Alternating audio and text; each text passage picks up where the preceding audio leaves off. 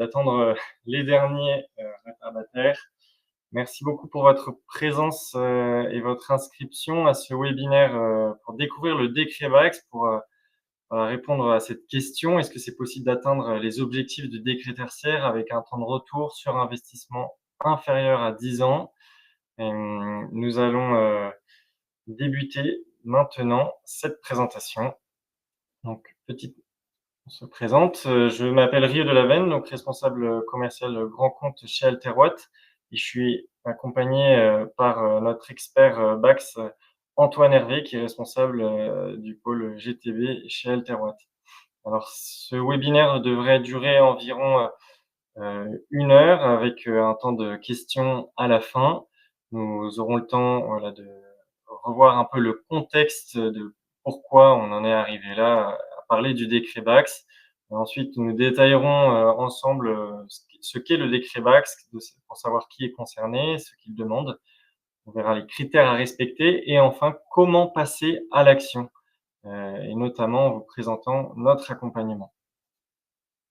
Alors, qui sommes-nous, Alterwatt? Nous sommes une PME née de la conviction qu'une écologie intégrale est nécessaire, et donc on aide nos clients à répondre à l'enjeu climatique en optimisant leur consommation énergétique. Et on intègre les dimensions globales de la transition écologique en étant articulés autour de 3 pôles distincts. Et un premier pôle historique qui est la partie opération, donc tout ce qui est travaux d'isolation, travaux d'installation de GTB.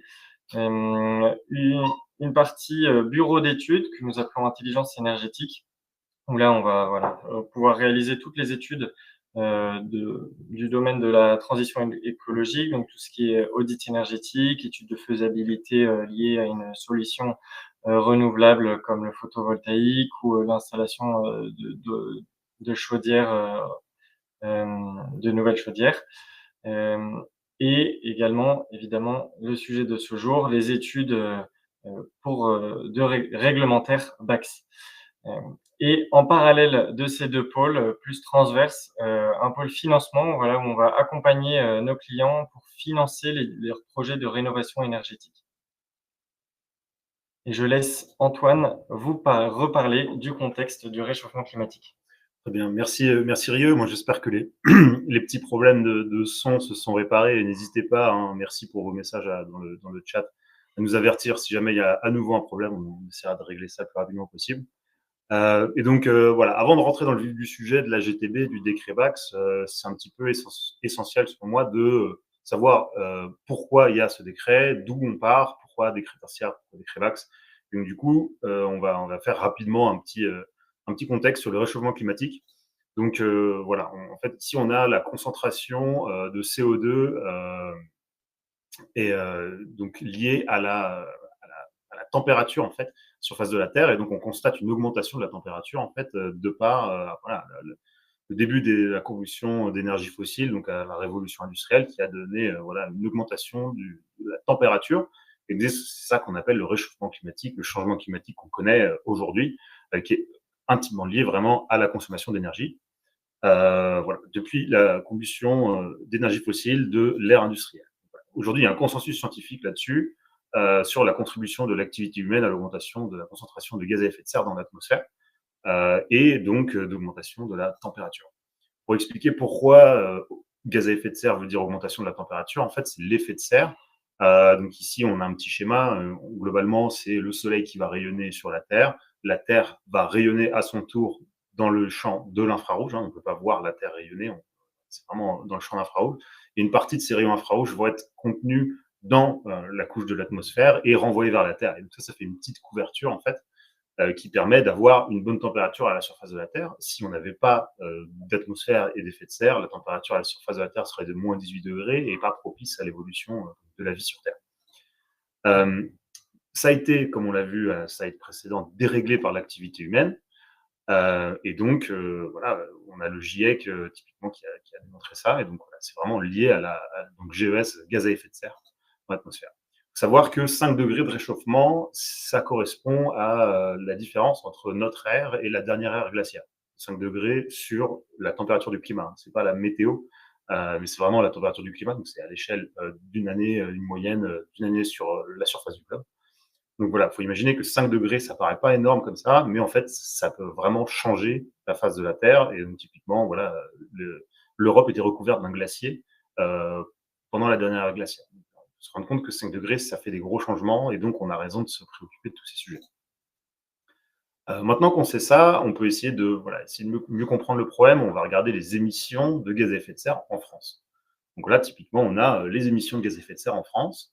On a vraiment la consommation d'énergie qui est une part, la part majoritaire. Et typiquement, dans le résidentiel et le tertiaire, on a 21% de la consommation d'énergie de France qui va être sur l'énergie du bâtiment. Donc c'est là où il y a vraiment un intérêt d'agir et un besoin d'agir sur cette partie-là pour réduire les émissions de gaz à effet de serre et donc la consommation d'énergie. Tout ça, ça a donné lieu au décret tertiaire. Donc je pense que vous connaissez toutes et toutes, tous et toutes, ce décret. On en a beaucoup entendu parler. Voilà, ça fait quelques années maintenant que c'est en place et que voilà, vous avez des déclarations annuelles à faire. Pourquoi le décret tertiaire? En fait, ça vient d'un constat, c'est bon, le réchauffement climatique lié à l'activité humaine, comme j'ai dit précédemment. Donc la solution, c'est de réduire de manière globale les émissions de gaz à effet de serre. Donc ça, ça paraît assez cohérent, hein. On a un problème de réchauffement climatique lié au gaz à effet de serre, du coup, il faut le réduire. Et réduire les gaz à effet de serre, ça veut dire réduire la consommation d'énergie, parce que c'est la combustion d'énergie, typiquement le gaz dans le bâtiment, et même l'énergie électrique, en fait, que vous allez avoir chez vous, elle va avoir un bilan carbone, même si ça vient d'une centrale nucléaire, d'une centrale à charbon, peu importe, il y aura quand même un bilan carbone et donc des émissions de gaz à effet de serre associées. Dans le secteur tertiaire, il faut fixer des objectifs quantifiés. On ne peut pas dire il faut baisser. Hein. Voilà, faut se donner des objectifs clairs, chiffrés. Il faut baisser de temps à telle date. C'est exactement le décret tertiaire. Le décret tertiaire, ça donne des objectifs de consommation ramenés à la surface, kilowattheure d'énergie finale par mètre carré, par an, pour 2030, 2040 et 2050. Donc là, c'est des objectifs chiffrés. Donc, quand on a des objectifs chiffrés, on peut se projeter. C'est vraiment ce que cherche à faire le décret tertiaire. On a deux objectifs, hein, on a la valeur de référence, on entend beaucoup parler, il faut faire moins 40%, moins 50%, c'est énorme. En fait, il y a aussi les valeurs, des objectifs absolus hein, qu'il ne faut pas oublier. Donc là, souvent, ça va être en 80, 120, 150, ça va dépendre de la zone géographique. Et souvent, on est dans ces ordres de grandeur-là. Et là, ça va être l'objectif qu'il faut réellement atteindre. En fait, on peut pas, si vous avez un bâtiment qui vient d'être construit, lui demander de faire moins 50%, c'est complètement, ça paraît très aberrant. Donc voilà, il y a vraiment des objectifs absolus à aller chercher, qui sont des objectifs quantifiés, qui sont des objectifs atteignables pour les bâtiments. Et donc, si vous atteignez pas ces objectifs, ça veut dire que probablement, il y a un problème au niveau de la régulation, au niveau de l'isolation, et il y a des choses à faire peut-être en termes de travaux énergétiques sur ces bâtiments-là. Donc, maintenant qu'on a dit qu'on a fixé des objectifs, il faut donner des outils pour pouvoir les respecter. Hein. C'est des objectifs très ambitieux, surtout à l'échelle d'un pays comme la France. Donc, il faut donner un petit peu des clés. On ne peut pas juste dire faites ça et voilà, sans donner de clés. Et donc, la clé, c'est le décret BAX. Le décret BAX, qu'est-ce que c'est? C'est piloter les systèmes consommant de l'énergie pour supprimer le gaspillage. Si on peut résumer vraiment le décret BAX en une phrase, c'est celle-ci. Donc, si vous devez retenir une phrase sur le décret BAX, c'est vraiment ça. C'est piloter les systèmes consommant de l'énergie pour supprimer le gaspillage. Après, il y a plusieurs manières de faire ça, avec de l'analyse de données, des choses comme ça, qu'on va pouvoir avoir le temps de voir. Mais l'objectif, la finalité, c'est vraiment supprimer le gaspillage, supprimer la consommation inutile. Donc, maintenant, on va pouvoir rentrer un petit peu plus en détail dans les particularités de ce décret. Donc, si on lit réellement ce qui est écrit sur le décret, on a cette phrase, donc mise en œuvre de systèmes d'automatisation et de systèmes de contrôle des bâtiments non résidentiels et de systèmes de régulation automatique de chaleur. Donc là, on a la notion de régulation, d'automatisme, de bâtiment et de système. Tout ça dans l'objectif d'atteindre les objectifs du décret tertiaire. Si vous avez un bâtiment qui atteint déjà ces objectifs du décret tertiaire, il y a de grandes chances que le temps de retour sur investissement soit pas intéressant pour l'installation de ce genre de système. Maintenant, qui est concerné par le décret BAX? On a parlé de bâtiments tertiaires, donc voilà, il y a un seuil de puissance. Hein. Le seuil de puissance aujourd'hui, il est à 70 kW. Avant, il était à 290. Il a été abaissé.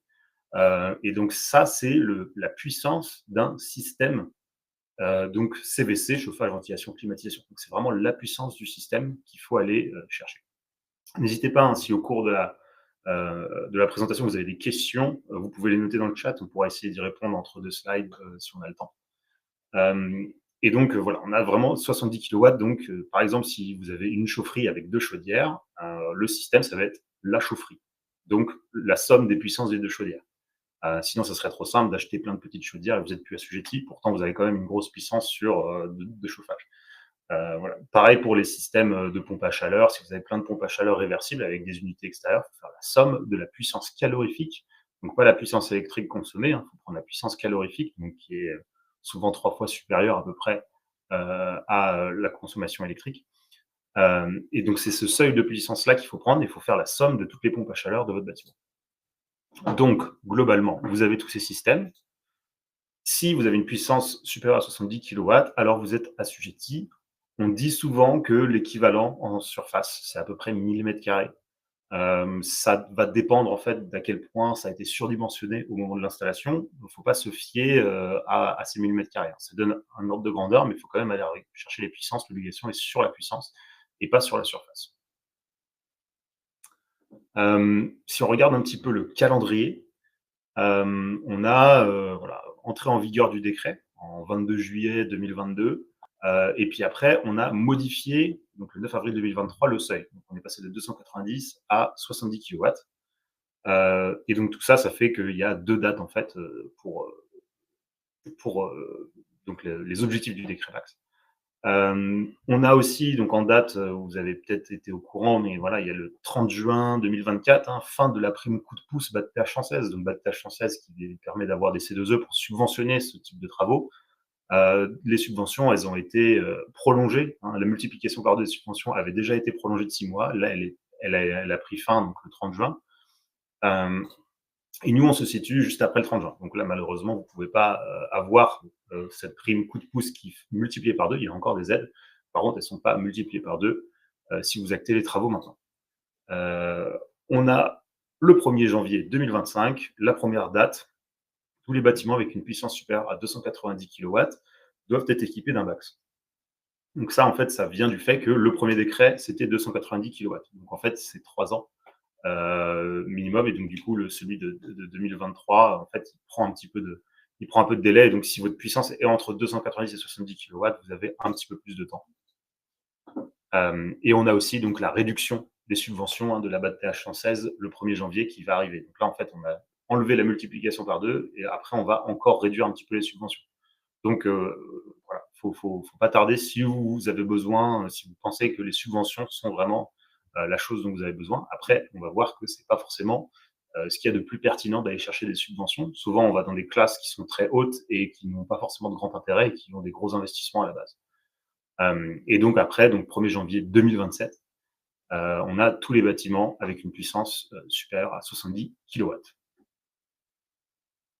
Et le premier objectif du décret tertiaire, donc en 2030. Donc voilà, on est vraiment, faut vraiment avoir cet objectif-là, 2030 en tête, pour là où vous êtes aujourd'hui. Et donc c'est vraiment, faut faire respecter les objectifs du décret tertiaire, moins 40% ou alors la valeur absolue. Super, merci Antoine. Alors, petite slide récapitulative de ce qu'on vient de dire. Donc, qu'est-ce que c'est ce décret BAX? Donc déjà, il faut bien retenir qu'il impose d'installer un système d'automatisation et de contrôle du bâtiment et que ce dispositif central, il va augmenter la performance énergétique du bâtiment. C'est vraiment ça l'objectif, de pouvoir contrôler les postes de consommation d'énergie. Et il y a 2 dates et 2 puissances à retenir. Donc, en janvier 2025, tous les systèmes supérieurs à 290 kW sont censés être connectés à une GTB.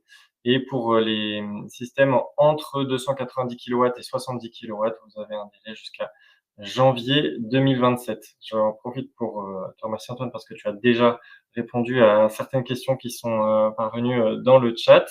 Et j'en profite pour en lire une autre. Le système de pilotage sur un bâtiment avec plusieurs packs, dont une puissance supérieure à 70 kW, doit-il être collectif ou doit-on avoir un système pour chaque pack? Alors ça va vraiment dépendre de comment est faite l'architecture CVC, donc l'architecture existante des pompes à chaleur, et qui est le propriétaire de tel ou tel système. Et ça, c'est des cas un petit peu particuliers, assez compliqués, où il faut vraiment que nous, on puisse voir sur un site en fait la configuration exacte avant de pouvoir vous dire c'est comme ça qu'il faudrait faire. Il y a vraiment plusieurs manières de faire.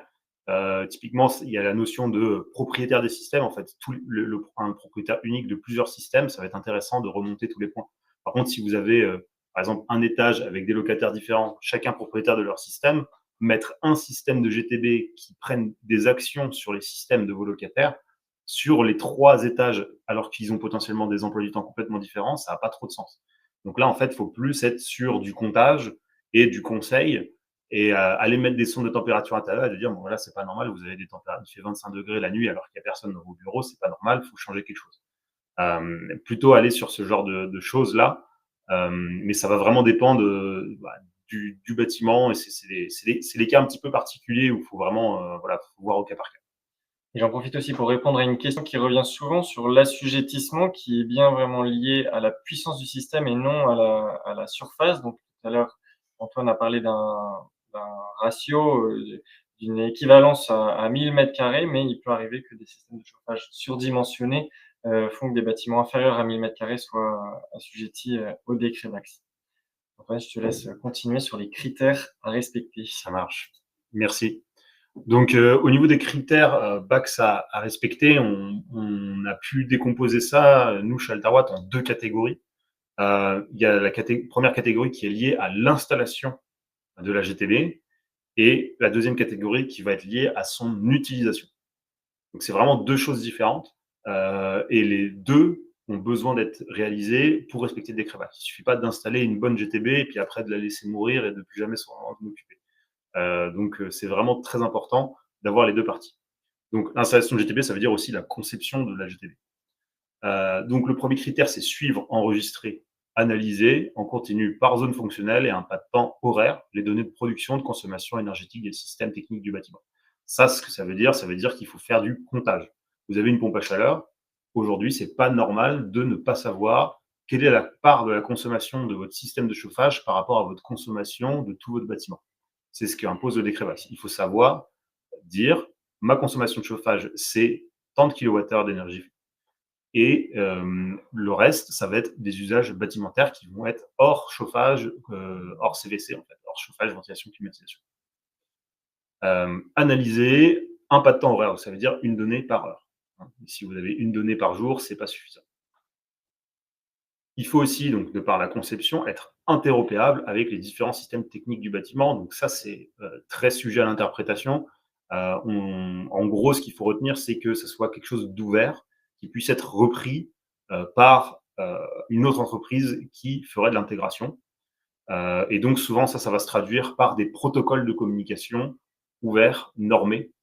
Typiquement, dans les grands, vous avez BACnet, Modbus, KNX.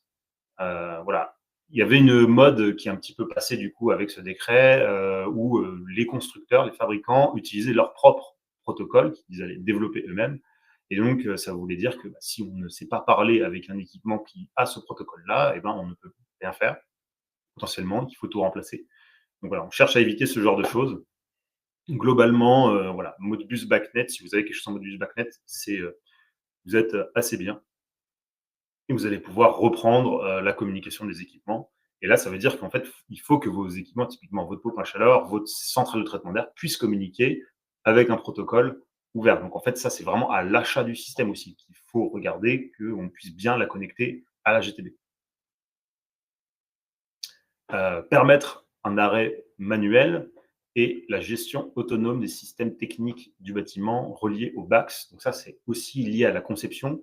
Il faut que si perte de connexion il y a entre la base de données on peut l'appeler GTB, le BAX, c'est globalement les mêmes choses. C'est un système mis en réseau avec une base de données un petit peu comme Internet à l'échelle mondiale, sauf que là, vous avez quelque chose de beaucoup moins gros, et au lieu d'avoir tous les points d'accès d'Internet, vous avez vos différents équipements dans votre bâtiment.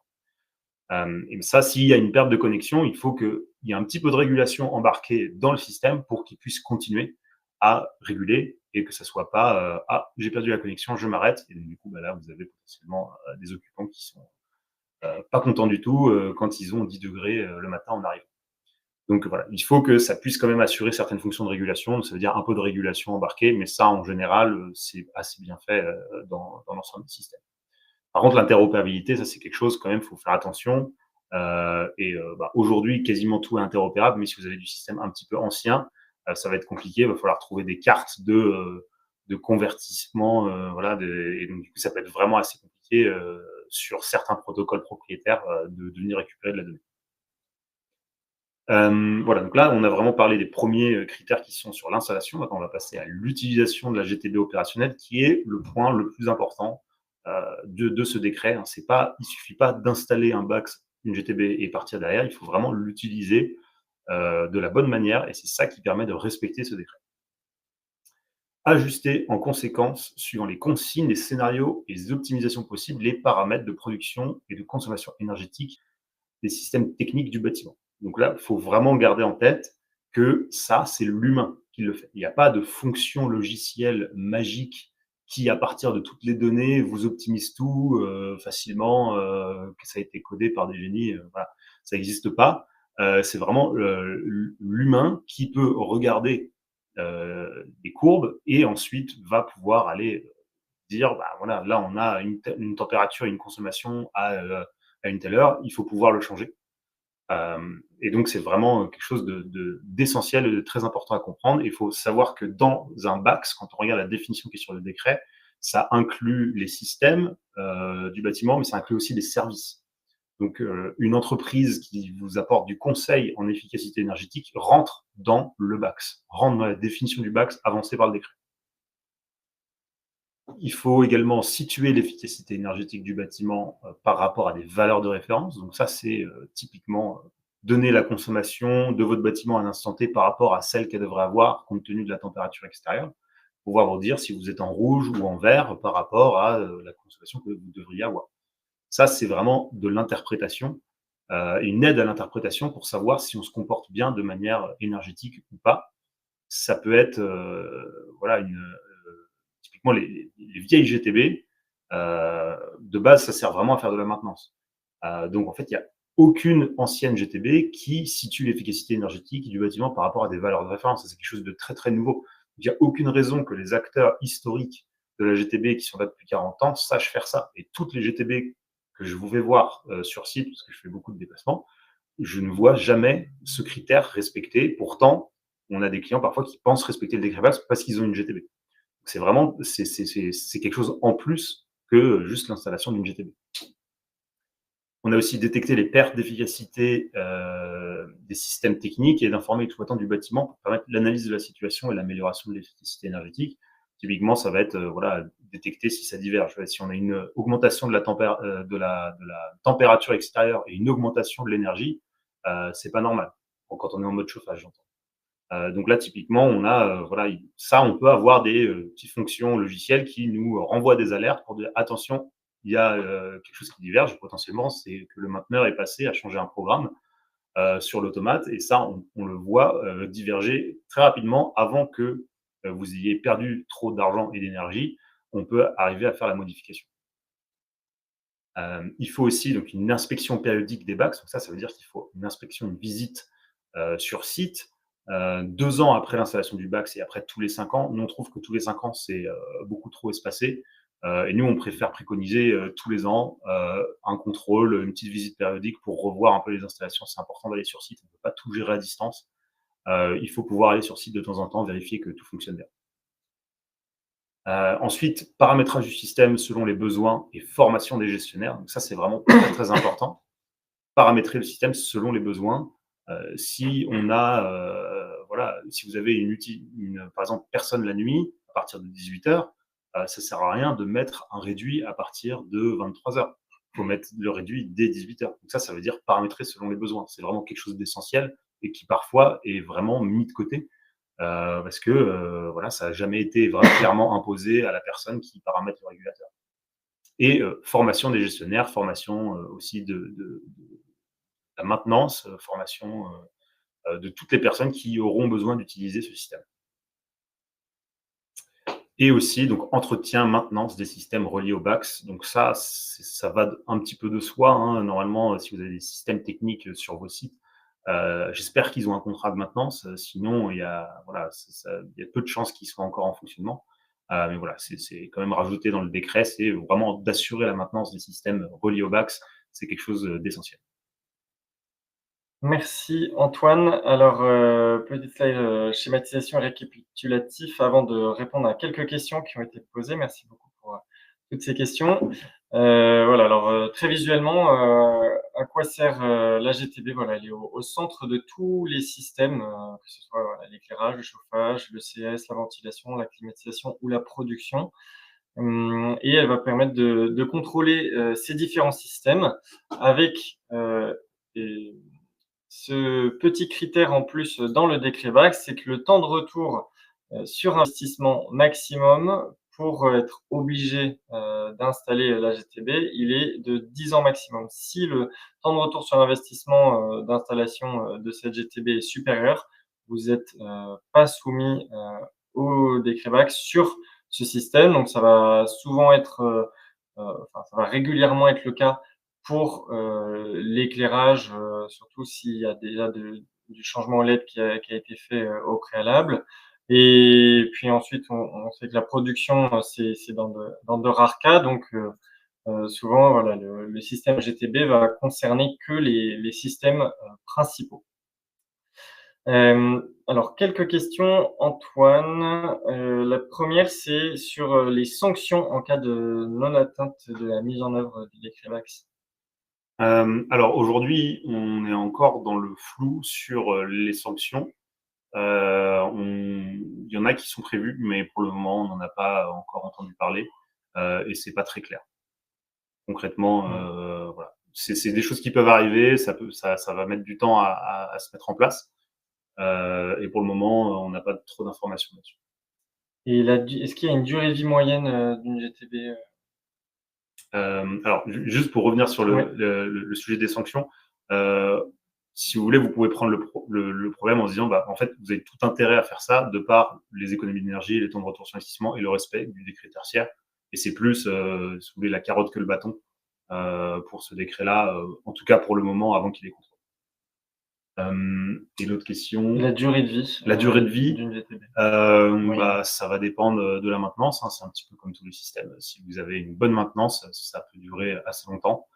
Voilà, en fait, qu'est-ce que c'est? En gros, c'est un petit peu des ordinateurs qui sont connectés entre eux et qui vont communiquer. Donc, voilà, on a quand même des systèmes de régulation qui sont assez robustes. Ça va dépendre, je pourrais pas trop vous donner un ordre de grandeur comme ça, mais bon, on va être entre 15 et 30 ans, 40 ans, si c'est bien maintenu. Nous, on voit encore des très vieux régulateurs qui fonctionnent encore sur site, même après 40 ans d'utilisation. Donc, après, ceux qui sont fabriqués aujourd'hui par les nouveaux fabricants, on n'a pas encore, bah, du coup, le 40 ans de durée de vie sur les systèmes qui ont été fabriqués maintenant par les derniers fabricants. Donc, c'est toujours un petit peu compliqué de répondre à cette question, surtout avec les sujets d'obsolescence programmée, des choses comme ça potentiellement. Mais voilà, il y a voilà, les fabricants, ils vont fabriquer aujourd'hui leur matériel et puis ils garantissent, voilà, 15 ans quand même, on est sur un bon ordre de grandeur en termes de durée de vie. Déjà, même votre chaudière, au bout de 40 ans, elle va commencer à avoir un petit peu des difficultés à tourner. Donc, c'est quand même des périodes qui sont raisonnables. Et il y avait même eu un échange ensuite sur un sujet qui a l'air de toucher, pas mal d'entre vous. Qui doit se saisir de ce sujet entre le propriétaire et les occupants? Si c'est les occupants, comment, mettre la pression en tant que propriétaire? Enfin, voilà, le lien, propriétaire-occupant. Ce qui est un petit peu intéressant et compliqué dans ce sujet-là, c'est qu'en fait, il y a le décret tertiaire, c'est main dans la main, propriétaire et occupant. Par contre, le décret BACS, c'est propriétaire des systèmes qui doit faire les travaux et utiliser le BACS.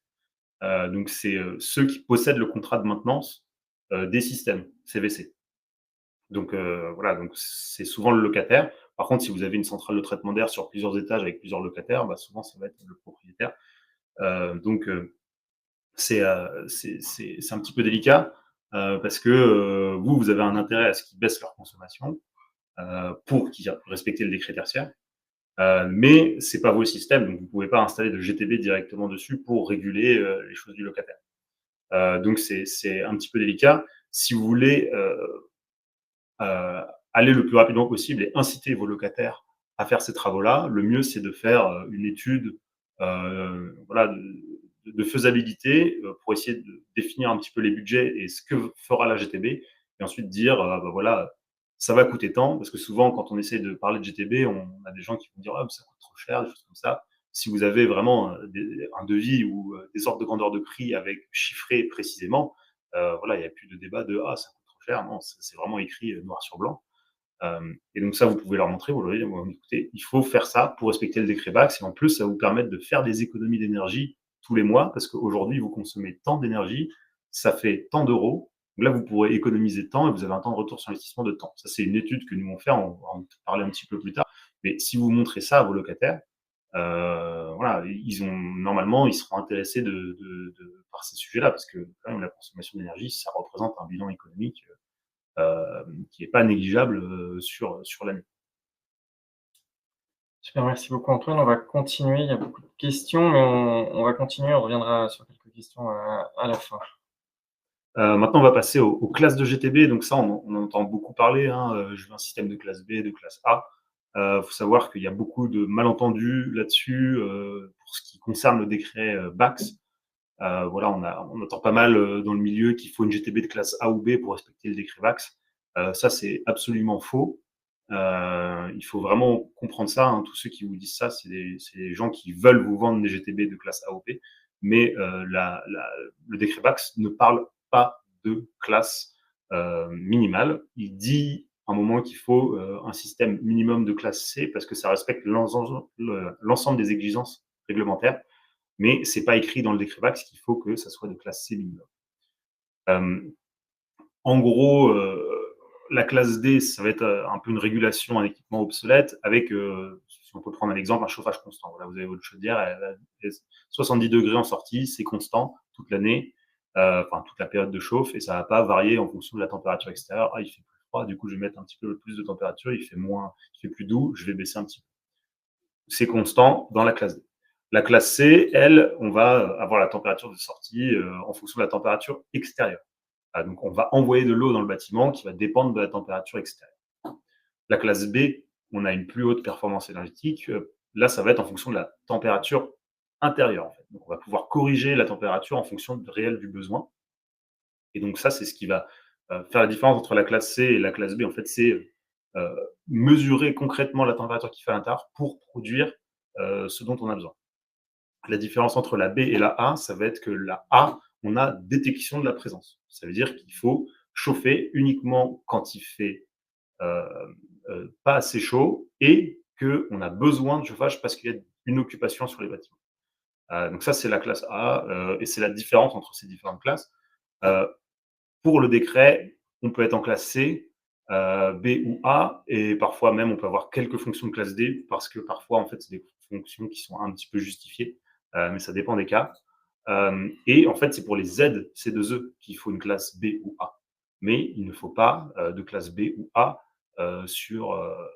pour respecter le décret Bax. Il faut vraiment bien comprendre ça. C'est uniquement pour les Z. Et on peut même avoir des Z de classe B sans mettre les stores. Parfois, nous, on récupère voilà, des clients qui viennent nous dire ah, bah, notre bureau d'études nous a dit qu'il fallait mettre des stores qui coûtent 100 000 euros. Vous n'avez pas besoin de mettre des stores connectés sur toutes les fenêtres pour respecter le décret Bax ou pour avoir des ZC2E. Les ZC2E, vous pouvez les avoir uniquement sur le lot chauffage et cocher uniquement les fonctions du lot chauffage. Et il n'y a même pas de subvention sur l'automatisation des stores. Voilà pour la parenthèse sur les classes. Et donc concrètement, comment ça permet de réaliser des économies d'énergie, les BAX, dans des bâtiments, donc d'immobilier d'entreprise. On l'a déjà un petit peu dit, mais c'est un concept assez simple, c'est supprimer le gaspillage. La définition du gaspillage, c'est une consommation qui n'est pas indispensable. Si elle est supprimée, il n'y aura pas de dégradation du confort chez les occupants.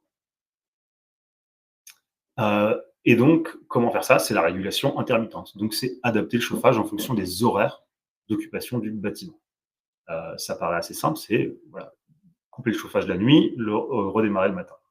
On entend souvent cette phrase « il ne faut pas trop couper le chauffage la nuit car ça va surconsommer le matin ». Parfois même, ça va être du personnel technique, d'entretien de vos systèmes qui va dire ça. Il faut savoir que c'est vraiment une idée reçue et c'est pas du tout vrai.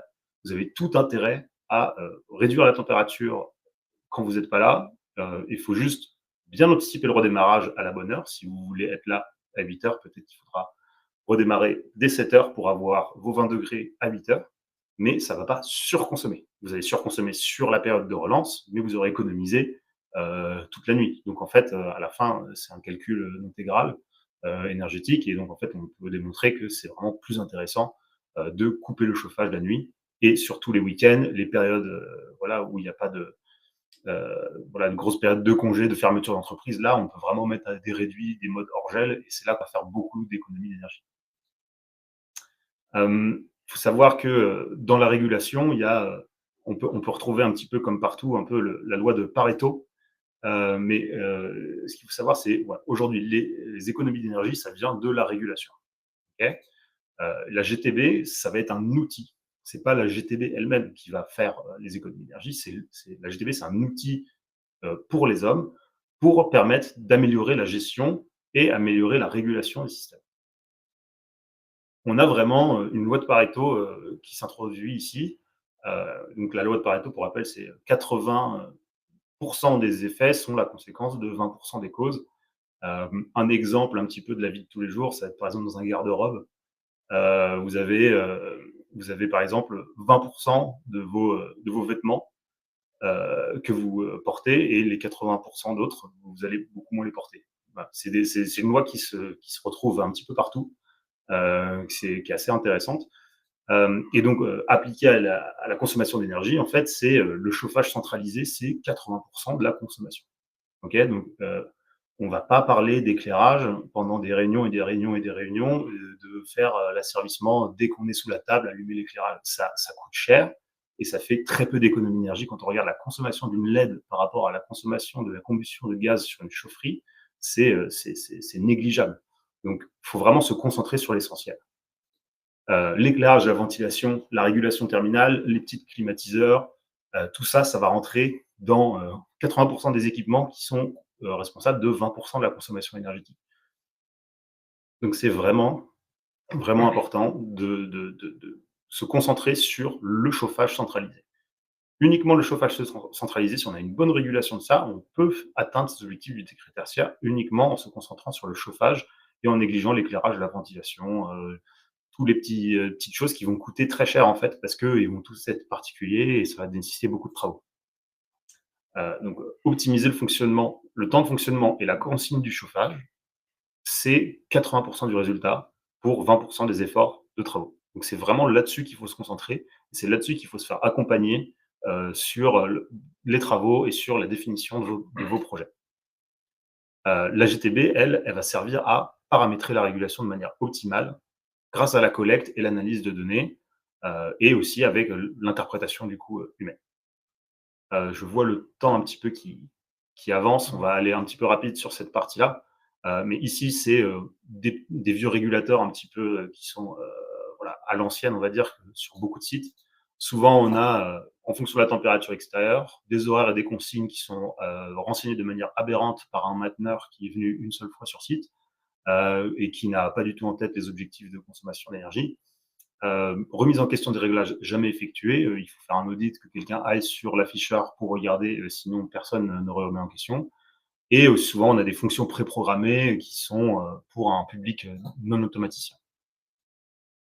Il faut se déplacer dans le local technique pour pouvoir voir la manière dans laquelle est programmée la régulation. Ça, c'est problématique. Aujourd'hui, quand on parle de GTB, de GTC, de BAX, ça va ressembler à ça. Donc, ça peut être un phénomène un petit peu boîte noire. C'est des serveurs, en fait, qui vont être dans des armoires électriques. C'est un automate et ça nécessite des compétences en automatique. Ce n'est pas accessible aux chauffagistes qui font la maintenance des chaudières et qui ont l'habitude de poser des petits régulateurs, comme on a vu à la slide précédente. C'est vraiment des compétences de programmation spécifiques qu'il faut avoir pour pouvoir paramétrer ces choses. Si aujourd'hui vous allez voir n'importe quel intégrateur historique qui fait de la GTB, vous lui dites je veux une GTB, il a beaucoup de chances qu'il vous fasse quelque chose comme ça. Ça, c'est absolument pas pour un besoin d'optimisation de la consommation énergétique, mais ça, c'est vraiment un outil de maintenance. Et c'est très technique, c'est vraiment destiné à un personnel technique qui assure la maintenance des installations. Pour avoir des interfaces de gestion énergétique, il faut des choses qui ressemblent un petit peu plus à ça, avec une programmation très simple des emplois du temps. C'est les emplois du temps qui permettent de faire des économies d'énergie, d'avoir des courbes et d'avoir des comptes rendus d'informations avec des comparaisons par rapport à des valeurs de référence. Donc voilà, pour passer à l'action, comment on fait? Nous, ce qu'on aime bien dire, c'est avant de prendre le large, il faut définir un cap. Il ne faut pas sortir, aller consulter directement des intégrateurs pour leur dire qu'on veut partir faire des travaux. Il faut vraiment définir le besoin, définir ce qu'on veut faire avec la GTB, et il faut dire aux intégrateurs ce qu'ils doivent faire. Sinon, il n'y a pas de raison qu'ils fassent ce qu'il y a le mieux pour votre bâtiment. Alors, justement, pour répondre, pour définir ce cap, on a un peu résumé quelques enjeux dans votre milieu milieu de l'immobilier d'entreprise. Voilà, parce que évidemment, ce cap à définir, il faut qu'il prenne en compte ces différents enjeux.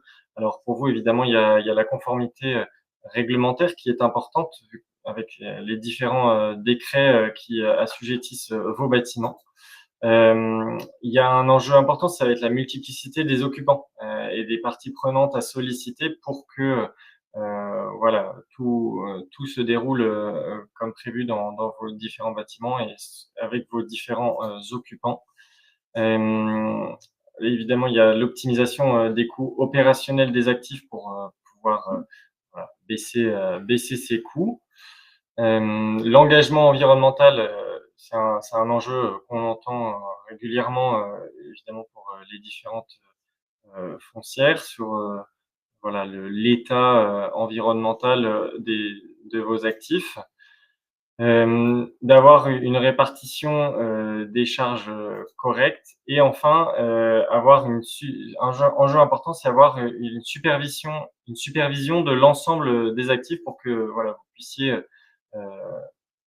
facilement avoir un état des lieux de où vous en êtes, globalement, sur l'ensemble de vos actifs.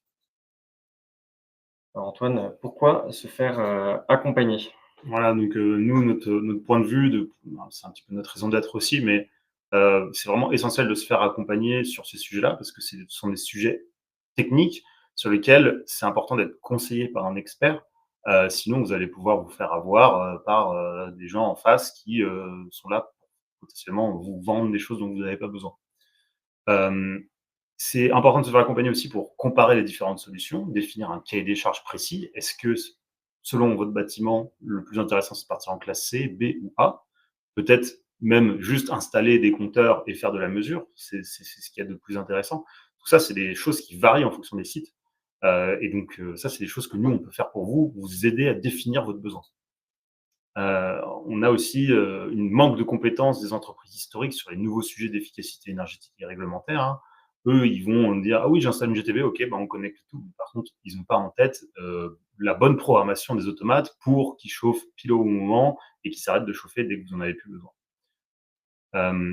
Les intégrateurs ont tendance à vouloir poser plus de capteurs d'automates que nécessaire. Ça, c'est un fait.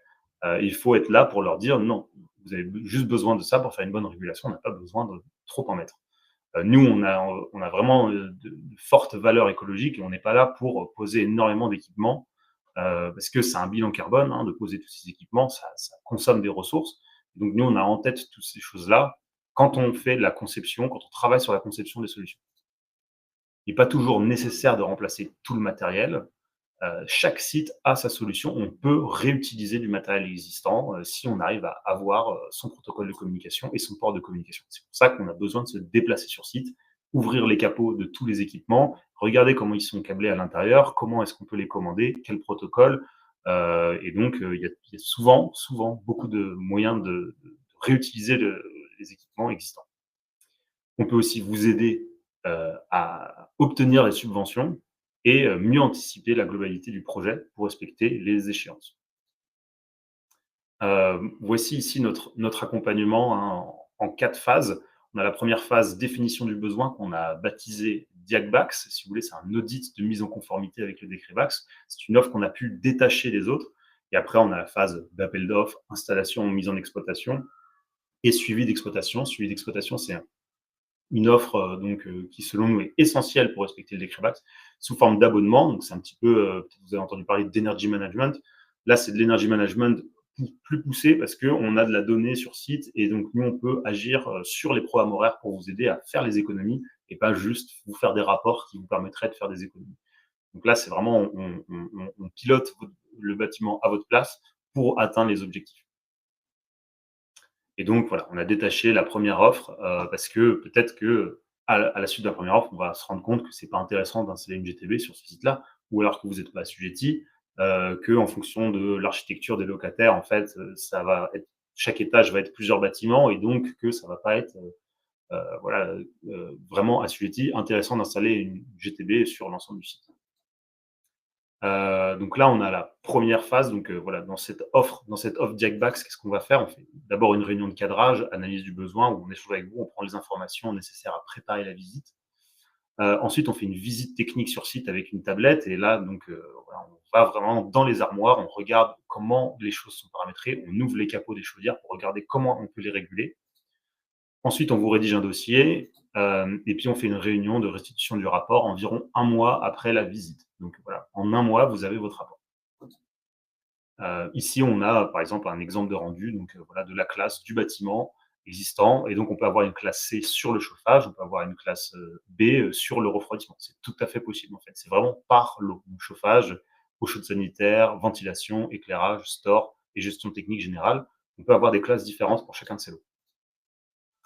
Dans le dossier, on a l'analyse technique de l'existant, classification de la GTB selon la norme, donc ISO 50220, c'est la norme ADC-B, en fait, qui va donner des classes. On va vous dire si vous respectez ou non les critères pour le décret BACS. Et donc, nous, notre étude, elle peut être utilisée par vous derrière pour justifier que vous respectez déjà les critères, même si vous n'avez pas installé de grosses GTB. C'est tout à fait possible de respecter les critères sans avoir installé de GTB. Un cahier des charges définissant des travaux pour 4 scénarios. 4 scénarios qui sont entièrement personnalisables, mais souvent, ce qu'on aime bien faire, c'est un mini-BACS, un classe B, un classe A et un scénario conseil Alterwatt. C'est le meilleur temps de retour sur investissement, les meilleurs travaux, aussi les travaux les plus pertinents selon vos besoins. Et ce que vous nous avez fait remonter typiquement, on peut remonter des compteurs d'eau si pour vous, vous avez besoin de répartir la consommation d'eau par locataire. On peut récupérer ça directement et vous l'afficher. C'est des choses qui sont faisables et qui ne sont pas demandées dans le décret BACS, mais il y a des décrets qui risquent de tomber prochainement sur l'eau. Et donc, voilà, déjà, prendre ces sujets en main, c'est déjà quelque chose de très intéressant à faire. Un plan de comptage, donc ça, c'est pour vous montrer donc, quels équipements il va falloir sous-compter, et la quantification des ZC2E éligibles, ainsi que le temps de retour sur investissement estimé pour chaque scénario, en incluant donc les phases 2, 3 et 4 de notre accompagnement. Ici, ça peut être, voilà, ici vous avez un exemple de rendu, donc en fait vous avez les différents scénarios, les différentes recommandations, à quel scénario ça va appartenir. Il ne faut pas trop se fier au prix ici, hein, c'est des prix vraiment fictifs. Et après, vous avez le temps de retour sur investissement, le temps de retour avec inflation et voilà, qu'est-ce qu'on vous préconise de faire pour quel scénario. Voilà. Et à un problème, il y a vraiment plusieurs solutions. On peut aborder les choses de plusieurs manières différentes. Si vous allez directement voir des intégrateurs, ils vont choisir un scénario, ils ne vont pas vous en proposer plusieurs. Donc, c'est vraiment très intéressant de se poser des questions. Et aussi, nous, on permet de justifier le temps de retour sur investissement supérieur à 10 ans quand c'est pas intéressant d'installer un BACS, un intégrateur, lui, ceux qui vont installer les GTB, ne pourront pas vous dire, et puis surtout, eux, ils ont envie de vous vendre du matériel, donc ils ne vont pas forcément vouloir ça. Alors justement, je te coupe sur ce sujet, vu qu'il y a eu une question sur la fiabilité du calcul de temps de retour sur investissement, notamment lié à l'inflation. Comment est-ce qu'on s'y prend? D'accord. Pour l'inflation, en fait, on prend l'inflation constatée sur les dernières années du prix de l'énergie.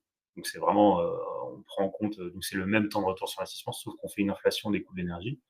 Et pour le calcul du temps de retour sur investissement, donc en fait, il y a une méthode qui est donnée dans le décret sur comment calculer ça. Donc en fait, il faut avoir les prix des travaux, le prix énergétique et puis les économies anticipées de la solution. Et les économies anticipées, on va les chercher dans la norme qui va nous dire que quand on passe d'une telle régulation à une telle autre, on peut espérer tant d'économies d'énergie. Savoir que, bien sûr, comme toutes les sciences, c'est pas une science exacte, c'est une science approximative. C'est pour ça que l'accompagnement derrière avec le suivi, de la température, le suivi, des valeurs de consommées va permettre d'atteindre souvent plus que, les pourcentages qu'on vous aura promis, ici. Mais c'est, voilà, sinon, il faudrait faire vraiment s'y prendre avec des méthodologies de modélisation très très complexes, et bien plus complexes que celles des audits énergétiques pour arriver à modéliser la variation automatique. En fait, c'est plus simple de prendre le problème juste en mesurant et en constatant après les économies réalisées pour un changement de classe. Super, merci beaucoup. Et alors, avant de terminer, voilà, juste un petit rappel, vu que Antoine a présenté notre offre Diagbax, la définition du besoin qui est détaché des autres, mais pour vous redonner une vision, après la remise du rapport, qu'est-ce qui va se passer? Nous, on va pouvoir accompagner nos clients soit dans la réalisation d'une GTB, donc comme Antoine le détaillait, la réalisation d'un appel d'offres, et puis la réalisation, enfin l'installation, l'automatisation de la GTB sur place. Ou alors, si jamais il y a des régulateurs existants qui le permettent, on va simplement réaliser une visite sur place pour reparamétrer ces régulateurs si ça permet de répondre aux besoins du client et à son désir de, voilà, de respecter le décret BAX en ayant une classe C, si c'est suffisant et si c'est possible de l'atteindre uniquement par un reparamétrage des régulateurs existants. Et une fois que ce décret BAX est respecté enfin, juste sur la partie installation d'une GTB, on va pouvoir continuer à accompagner nos clients sur leur pilotage énergétique, le pilotage de leur consommation énergétique jusqu'à un respect du décret tertiaire. Merci beaucoup de votre attention. Alors, on a déjà répondu à pas mal de questions durant la présentation, mais il y en a encore quelques-unes. N'hésitez pas, hein, si vous avez des questions encore. Et puis, on sera évidemment à votre disposition après, si vous voulez nous envoyer un mail. Alors, Antoine, question, est-ce que pour avoir une GTB de classe A ou B, il faut réguler tous les systèmes, toutes les installations? Alors du coup, on peut se concentrer par lot, donc on peut décomposer le problème en je m'occupe uniquement du chauffage. Donc on peut avoir une classe B sur le chauffage sans être en classe B sur l'éclairage, la ventilation, le refroidissement, le chaud sanitaire. On a le droit de faire ça pour aller chercher des subventions, hein. Les subventions, elles sont par lot, donc on peut se dire, bah, en fait, j'ai une classe B sur le chauffage. Après, du coup, on peut avoir une fonction de classe B sur un équipement, mais on n'aura pas l'ensemble du coup du lot de classe B. En fait, je pense que la question à se poser, c'est pourquoi est-ce que vous voulez une classe B? Est-ce que c'est pour toucher des subventions ou est-ce que c'est pour être efficace sur le plan énergétique? Si c'est juste pour être efficace sur le plan énergétique et pas forcément aller chercher des subventions, parce qu'on voit que les subventions sont en train de baisser aussi, bah, potentiellement, il y a des fonctionnalités de classe A qu'on peut aller chercher, mais quand même en avoir une de classe C. Ça veut dire que notre bâtiment est de classe C, mais on peut aller chercher quand même plein de fonctionnalités très intéressantes, très pertinentes sur le plan énergétique, sans être parfaitement sur une classe B. Ça ne veut pas dire que si on n'est pas à 100% sur une classe B, on n'est pas efficace. Il y a vraiment voilà, un besoin un petit peu de prendre de recul et analyser la pertinence de chaque ligne une à une, plutôt que de se dire il faut que toutes les lignes soient de telle classe, quoi.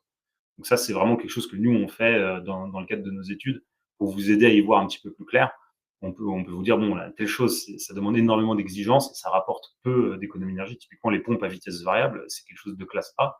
Mais en fait, ça fait tellement peu d'économie d'énergie qu'en fait, on a le droit de ne pas changer les pompes et on peut quand même toucher les subventions de classe A parce que nous, on arrive à justifier que c'est en dessous de 5% de la consommation du bâtiment et la norme autorise de s'écarter de 5%, d'écarter les fonctionnalités qui ne permettent pas de faire 5% d'économie d'énergie sur l'ensemble du bâtiment. Super. Alors pour ceux qui me demandent s'ils peuvent avoir le support de présentation, je vous ai collé mon adresse mail dans le chat pour que vous puissiez la récupérer plus facilement. N'hésitez pas à m'envoyer un petit mail et je vous l'enverrai. Et peut-être une dernière question avant d'arrêter ce webinaire. Un petit rappel, voilà. Est-ce que c'est possible d'être conforme au décret BAC si on connecte que le système de chauffage à la GTB, vu que tu parlais la loi de Pareto tout à l'heure. Oui, oui, c'est quelque chose qui est, et c'est vraiment quelque chose que nous, on porte aussi en tant que bureau d'études, de par notre vision sobre sur l'installation de tous ces systèmes-là.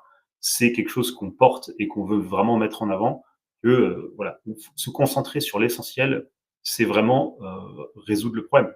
Parce qu'une fois que vous aurez fait beaucoup d'économies d'énergie, connecter l'éclairage, vous allez avoir très probablement un temps de retour sur investissement très important, car ça va faire très peu d'économies d'énergie. Donc aujourd'hui, le décret VAX, si on prend vraiment beaucoup de recul par rapport à tous ces sujets, ça veut dire être pertinent vis-à-vis de la récolte de la donnée et de la régulation sur le bâtiment. Si être pertinent, ça veut dire ne pas toucher à l'éclairage, ne pas toucher à la ventilation et se concentrer uniquement sur le chauffage, nous, on peut porter ça dans notre rapport et donc du coup, ça peut être justificatif pour vous. Et oui, c'est vraiment, dans la majorité des bâtiments, il faut uniquement se concentrer sur le chauffage. Parce que si vous commencez à relier énormément de points, ce que ça fait souvent, c'est qu'on a une solution qui est plus complexe, et les solutions plus complexes, qu'est-ce qui arrive souvent? Voilà, on sait moins bien les utiliser. Parfois, c'est intéressant de se concentrer vraiment sur moins de choses et on aura encore plus de résultats. Je pense que l'idée, c'est vraiment de voir au cas par cas. On peut vraiment vous aider sur vos projets. Voilà, nous, on a plusieurs ingénieurs. Moi aussi, je continue à faire des missions, bien que je sois responsable du pôle. Donc voilà, n'hésitez pas à venir nous voir avec vos projets et on pourra voir comment on attaque ces problématiques. Chaque projet est différent et on peut vraiment vous accompagner sur tous ces sujets.